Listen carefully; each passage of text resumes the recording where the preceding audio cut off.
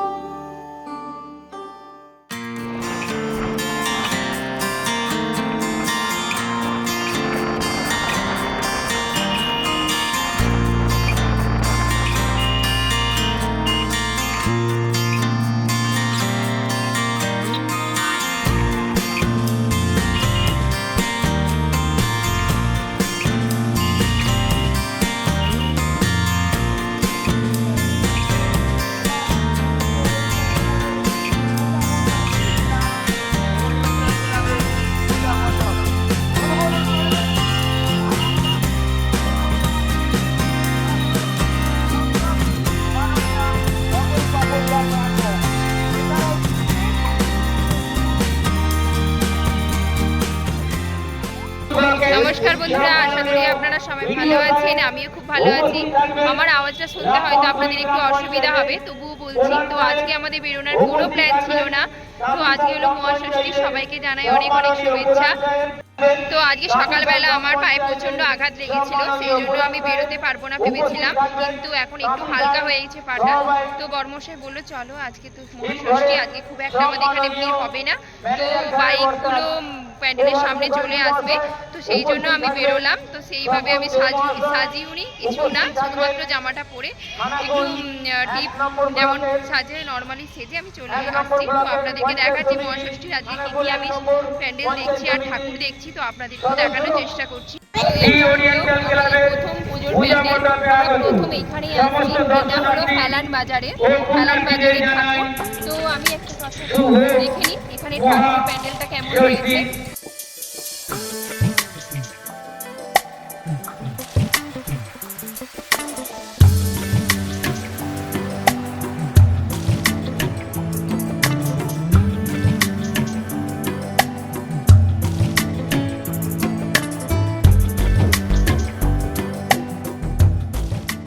আপনারা নিশ্চয়ই দেখতে পাচ্ছেন এখনো পর্যন্ত প্যান্ডেল উদ্বোধন হয়নি।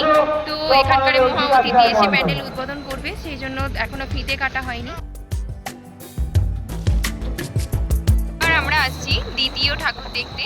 তো এই ঠাকুরগুলো কিন্তু আমাদের গ্রামের আশেপাশেরই ঠাকুর। তো এখানে কিন্তু বেশি ভালো মানে ভিড় হয় না ষষ্ঠীর দিনে। অষ্টমী, নবমী, দশমী 3 দিনই একটু ভিড় হয়। আপনারা দেখতেই পাচ্ছেন রাস্তাঘাট এখন ফাঁকা রয়েছে।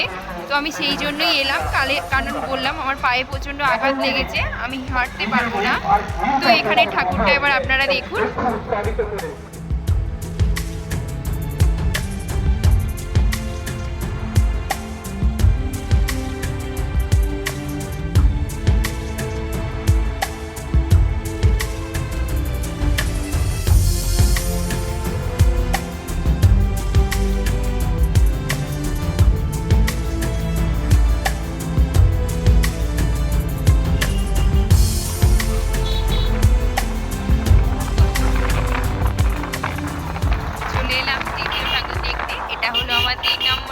দেখা তো ভাবতে পারি না আজকের দিনে আমি বেরোতে পারবো বলে। যাই হোক, তবু বেরোলাম বলে নিজেদের পাশে ঠাকুরগুলো দেখতে পেলাম।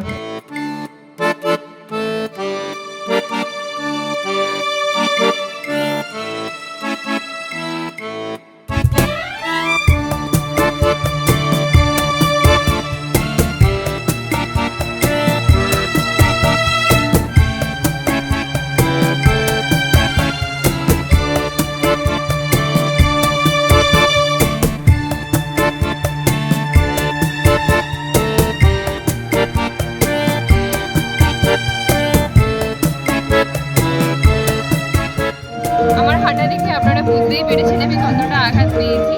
তো যাই হোক, একটু একটু করে হেঁটে আমি ঠাকুরটা দেখছি, কালকে নিশ্চয়ই ভালো হয়ে যাবে। ভালো করে আপনাদেরকে দেখানোর চেষ্টা করবো।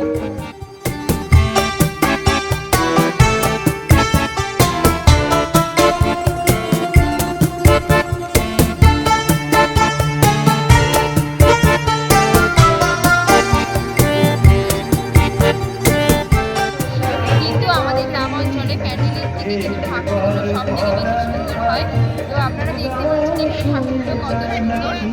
কমেন্ট করে জানাবেন এতগুলো ঠাকুরের মধ্যে কোন ঠাকুরটা আপনাদের ভালো লেগেছে। আমার কিন্তু এই 3টে ঠাকুর দেখলাম, 3টের মধ্যে এটা কিন্তু আমাদের সবথেকে বেশি ভালো লেগেছে। তো দেখুন বন্ধুরা, ওখানে ফুচকা কাকু ফুচকা বিক্রি করছে। ভাবছি কিছু না খেয়ে আজকে ফুচকাটাই খাই, কারণ বাড়ি থেকে আজকে সমস্ত কিছু খেয়ে আসছি। এবার আমরা যাবো 4 নম্বর ঠাকুর দেখতে। এটা 3 নম্বর, চলুন 4 নম্বর ঠাকুরটা এবার দেখতে যাই।